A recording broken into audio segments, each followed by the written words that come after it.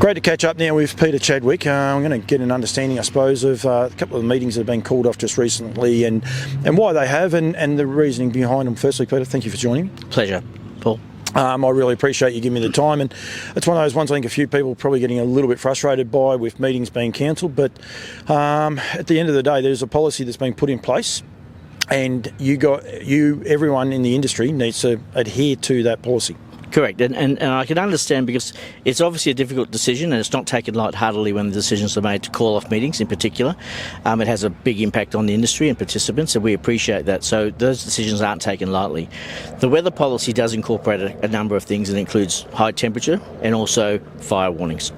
The meetings that have been called off recently have been due to high temperature, but more so weather in terms of fire warnings, and we have an obligation obviously to the industry for safety of our participants and welfare of horses.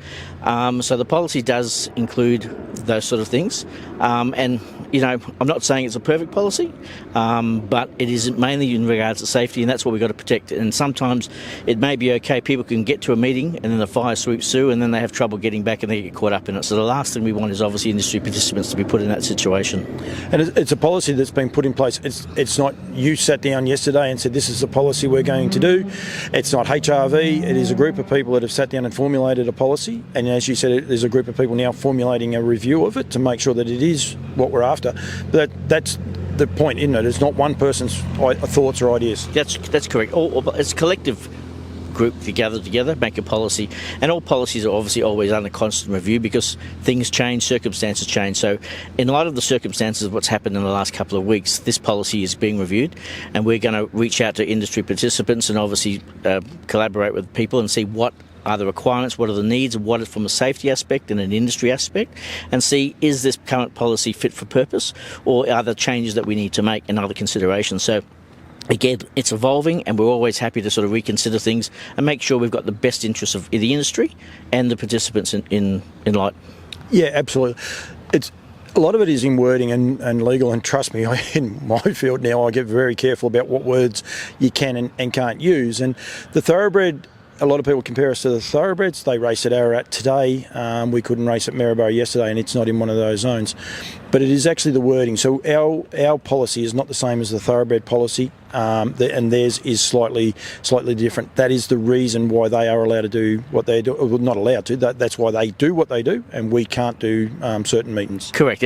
Our current policy states in extreme fire ban conditions, and therefore if it's extreme, that's when we have to pull the pin, because as you'd appreciate, if the policy states that, if we were to say, oh no, we're going to go against the policy, and heaven forbid something unforeseen happens, and then they're going to say, well, the policy was that, and you didn't abide by the policy.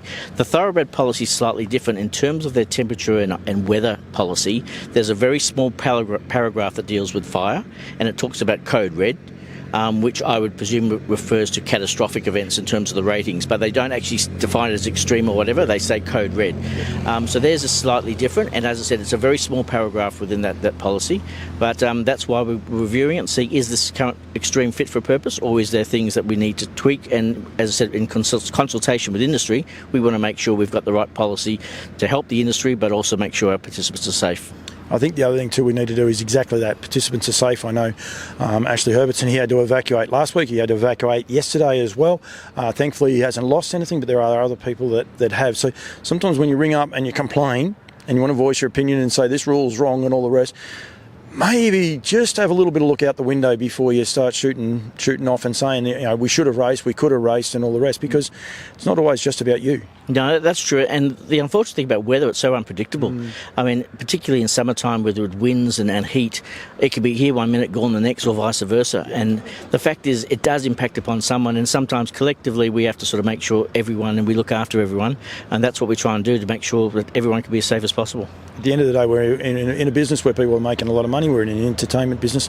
When lives are at stake, we've got to be fair income about them too, and it's horrible conditions that we've been experiencing here, especially not far from where we are here in Ballarat, and we've got to make sure that everyone's safe. They've got to be able to get home, get there, but also get home and and be safe. That's correct. And historically, Victoria's had a bad run with fires, and there have been tragic circumstances. That's the last thing we want.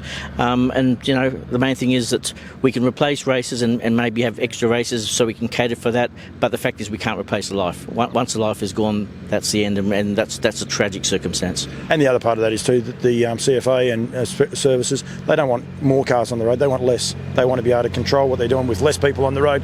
So that is the other part. Peter, thank you very much. Hopefully we're broken that down for a few people, and they understand that it is a policy that's been put in place. It is under review, but right at the minute when that policy is in place, we can't change anything. So until that gets changed, that's the way it'll be. But thank you very much. And look, I don't have an issue with it. But some people say, well, you don't rely on winning a race, and that's probably fair enough. But I also believe that people need to be safe and be able to look after their livelihood, their house, their property, and those sorts of things as well. So I don't think there's a quick solution, and I really do appreciate you giving me the time and answering a few questions. No, thank you, and thank you for the opportunity to actually explain it, and hopefully there's a better understanding as to why it's transpired the way it has. And as I said, let's look forward to the future and let's hope for better times. Absolutely, thank you very much. Thank you.